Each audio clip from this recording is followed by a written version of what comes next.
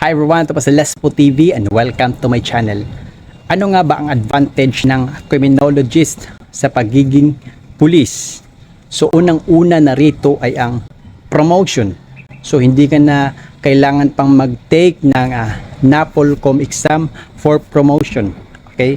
So yung criminologist, time in grade na lang. Magpapasa na lang tayo ng mga folders para for promotion. And then second, ang lateral advantage din sa lahat ng mga criminologist, ang lateral entry.